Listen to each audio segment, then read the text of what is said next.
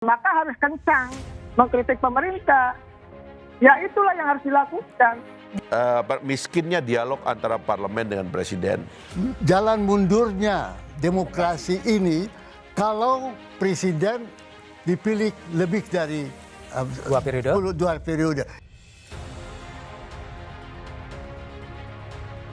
Janganlah kita di DPR ini seperti era Orde Baru, di mana DPR benar-benar sebagai cap stempel apa yang dilakukan oleh pemerintah, selalu yes, selalu oke, sementara bertentangan dengan nurani dan kehendak rakyat. Kritikan dari Partai Demokrat yang berperan sebagai oposisi, gitu loh. Nah, menurut saya sih, ya itu disampaikan pada diri sendiri jadinya kan, bukan kemudian meratapi peran oposisi yang dilakukan. Itu kan kesannya meratapi diri sendiri. Ya lu berbuat dong, lu kasih dong alternatif apa. Kalau you nggak suka dengan kebijakan A yang dikeluarkan pemerintah, you keluarkan alternatif B dong. Untuk maju mundurnya sebuah demokrasi, kalau banyak lembaga indeks demokrasi dunia mengukurnya, adalah pada kebebasan sipil dan pada kebebasan politik. Telah terlihat para kajian-kajian itu memperlihatkan kemunduran dalam kebebasan berekspresi. Dalam konteks pemberantasan korupsi, kita baru saja menyaksikan betapa kewenangan lembaga yang paling penting dan paling dipercaya oleh masyarakat selama 20 tahun kita menjalankan demokrasi, itu dilemahkan. Miskinnya dialog antara parlemen dengan presiden. Memang sistem kita ini adalah presidensialisme, sehingga anggota parlemen itu lebih banyak berdialog dengan menteri. Dan menteri-menteri ini nggak ada yang secara khusus menangani dialog dengan kelembagaan DPR itu.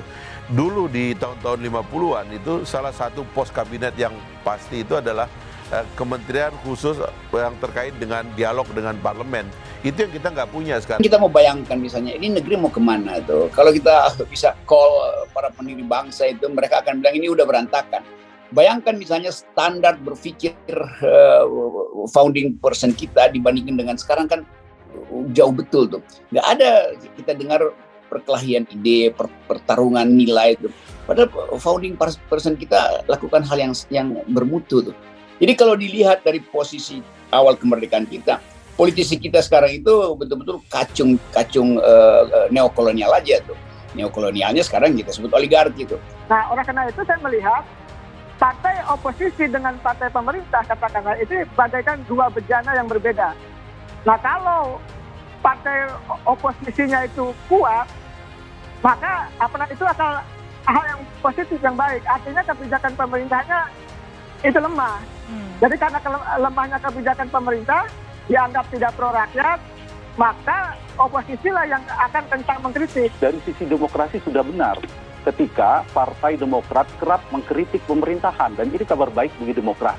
Kalau Demokrat, semua partai berada dalam pemerintahan, tidak ada yang mengkritisi Pak Jokowi, itu berbahaya bagi demokrasi. Jadi kita harus dilatih pendidikan publik itu, ini biasa. Ancaman serius terhadap praktek demokrasi bukanlah diatasi dengan cara memutar sejarah dan mengembalikannya kepada kekuasaan oligarki. Kekurangan dalam demokrasi harus diperbaiki dengan tegaknya rule of law tanpa diskriminasi. Demokrasi jangan sampai ditarik mundur dengan mengambil kembali hak rakyat untuk memilih pemimpinnya. Jalan mundurnya demokrasi ini kalau presiden dipilih lebih dari dua periode, itu mundur. Harus ditolak. Maka apa jalan keluar? Sehatkan partai politik. Juga jangan batasi 20% lah. Oh, threshold. Kita sudah lihat, threshold 20% itu menyebabkan 2 kali kita pemilihan presiden kita ribut terus. Oleh karena itu, keterbelahan tadi. Oleh karena itu menurut saya bahwa dalam konteks ini kita buka aja. Misalnya 10% atau 15% misalnya, sehingga bisa calon itu 3 atau 4. Jadi nggak terbatas ya? Nggak terbatas. Oh, nggak ada batasnya. Kalau koalisinya sudah terkumpul ke sini 40, di sana 45, tinggal 15 nggak bisa calon. Oke, baik. Jelas, ketika rakyat itu terluka, ketika rakyat itu susah, ketika menderita, maka harapannya ada pada partai yang memperjuangkan. Nah, Partai Demokrat dianggap yang memperjuangkan itu. Karena para kiai-kiai NU menyampaikan tasarruful imam ala ra'yah manutun bil maslahah. Siapa saja yang mau bikin kebijakan, mau ini, mau ini, mau ini, mau itu, jangan tinggalkan waste-nya. Tapi munculkan ayo mana manfaatnya. Oke. Itu intinya.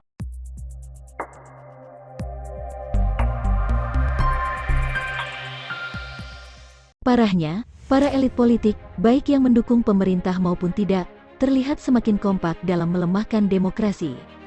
21 tahun setelah reformasi, peneliti politik Edward Aspinall dan Marcus Mittner dari Australian National University di Canberra, Australia, mengatakan demokrasi Indonesia berada pada titik terendahnya.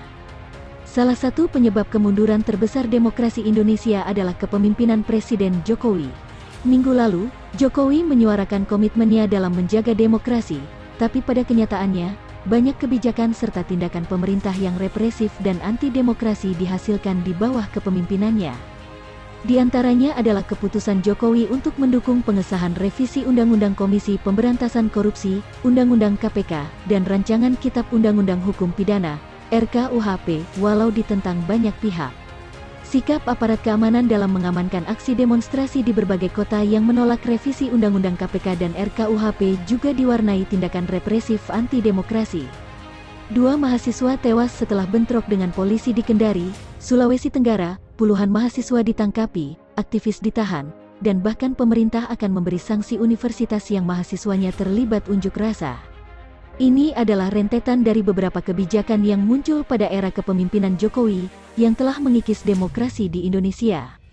Sinyal-sinyal anti-demokrasi dari Jokowi sebenarnya sudah muncul jauh sebelum peristiwa di atas. Tanda-tanda ini seharusnya menjadi peringatan bagi semua pihak, terlebih masyarakat sipil untuk mawas diri terus menjaga demokrasi. Beberapa kebijakan Jokowi yang menyumbang pelemahan demokrasi bisa dilihat sejak dikeluarkannya peraturan pemerintah pengganti Undang-Undang Perpu Nomor 2 Tahun 2017 tentang Organisasi Kemasyarakatan, Ormas, dan Peraturan Presiden, Perpres Nomor 37 Tahun 2019 tentang Jabatan Fungsional Tentara Nasional Indonesia, TNI. Perpu tentang Ormas yang digunakan pemerintah untuk membubarkan Hizbut Tahrir Indonesia, walau benar secara substansi tapi cacat secara prosedur karena mengeliminasi proses peradilan. Selain itu, Perpres Jabatan TNI juga dianggap berbenturan dengan undang-undang dan semangat reformasi. Kekhawatiran masyarakat sipil bukan tanpa sebab, di masa Orde Baru, Dwifungsi ABRI menjadi perangkat otoritarianisme yang memfasilitasi banyak pelanggaran HAM dan melanggengkan kekuasaan.